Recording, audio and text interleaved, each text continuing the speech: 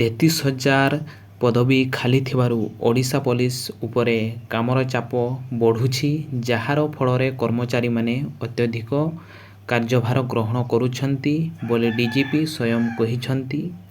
ଜୟ ଜଗନ୍ନାଥ ସାଙ୍ଗମାନେ, ଆଶା କର ସମସ୍ତେ ଭଲରେ ଥିବେ ଏବଂ ପଢ଼ାପଢ଼ି ଭଲସେ କରୁଥିବେ। ସାଙ୍ଗମାନେ, ଆପଣ ଯଦି ଓଡ଼ିଶା ପୋଲିସର ସ୍ୱପ୍ନ ଦେଖିଛନ୍ତି, ତାହେଲେ ଆପଣଙ୍କୁ ଯେଉଁ ମୁଁ ଭିଡ଼ିଓ ଷ୍ଟାର୍ଟିଂ ପୂର୍ବରୁ କଥାଟି କହିଲି, ଏହା ମୁଁ କହୁନି, ଏହା କେବଳ ଆମର ଓଡ଼ିଶାର ମୁଖ୍ୟମନ୍ତ୍ରୀ ଏବଂ ଡିଜିପି ଯିଏ ଅଛନ୍ତି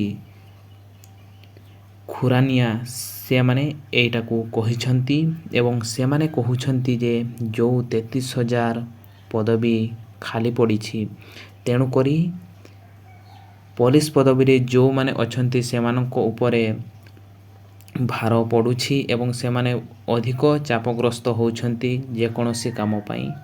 ତ ସେଇ ବିଷୟରେ ଆଜି ଆମେ ଏଇ ଭିଡ଼ିଓରେ କଥା ହେବା ଏବଂ ନେକ୍ସଟ କ'ଣ କେତୋଟି ପୋଷ୍ଟ ବାହାରିବ ତାହା ବି ଏଇ ଭିଡ଼ିଓରେ ଜାଣିବା। ତ ନିହାତି ସମ୍ପୂର୍ଣ୍ଣ ଭିଡ଼ିଓକୁ ଦେଖିବେ।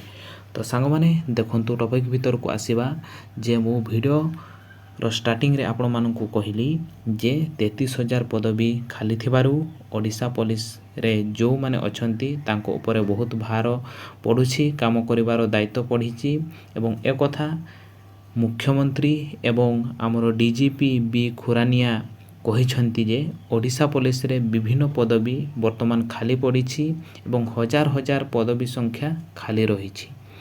ଏହି ପଦବୀଗୁଡ଼ିକୁ ବହୁତ ଜଲ୍ଦି ହିଁ ପୂରଣ କରାଯିବ। ତେଣୁକରି ଆପଣ ଯଦି ପଢ଼ାପଢ଼ି କରୁଛନ୍ତି, ଆହୁରି ମଧ୍ୟ ପଢ଼ାପଢ଼ି କରୁଥାନ୍ତୁ। ଅତି ଶୀଘ୍ର ହିଁ ନୋଟିଫିକେସନ୍ ଆସିବ ବୋଲିକି ସ୍ୱୟଂ ମୁଖ୍ୟମନ୍ତ୍ରୀ ଏବଂ ଡିଜିପି ମଧ୍ୟ କହିଛନ୍ତି ଏବଂ ଏଠାରେ ସେମାନେ କହିଛନ୍ତି ଯେ ଯେଉଁ 33,000 ଖାଲି ପଦବୀ ଅଛି, ସେଇ ଖାଲି ପଦବୀରେ ଅଛି ପୁଣି ଆହୁରି 17,000 ନ୍ୟୁ ବାହାର କରାଯିବ ବୋଲିକି କହିଛନ୍ତି। ଯେଉଁ ଏଠାରେ 33,000 କୁହାଯାଉଛି, ତ 17,000 ନ୍ୟୁ ପୋଷ୍ଟ ବାହାର କରାଯିବ।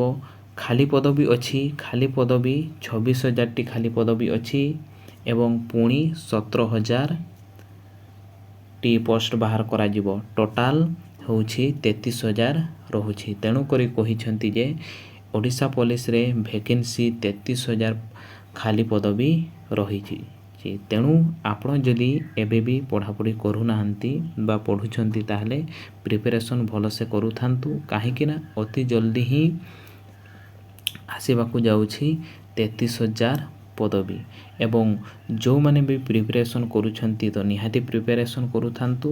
କାହିଁକିନା ଖାଲି ପଦବୀ ଅତି ଶୀଘ୍ର ହିଁ ପୂରଣ କରାହେବ। ବୁଝିପାରିଲେ ତ ସାଙ୍ଗମାନେ, ସେଇଟା ହିଁ ଆଉ ରାଜ୍ୟରେ ଏପର୍ଯ୍ୟନ୍ତ 33,000 ପୋଲିସ ନାହାନ୍ତି।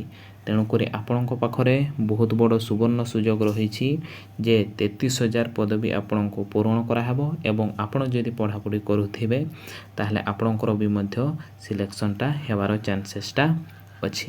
ଏବଂ ଏକଥା ମୁଁ କହିନି, ଯେଉଁ ଡିଜିପି କହିଛନ୍ତି ଯେ 33,000 ଯେଉଁ ପଦବୀ ଖାଲି ଅଛି ଅତି ଜଲ୍ଦି ହିଁ ପୂରଣ କରାଯିବ।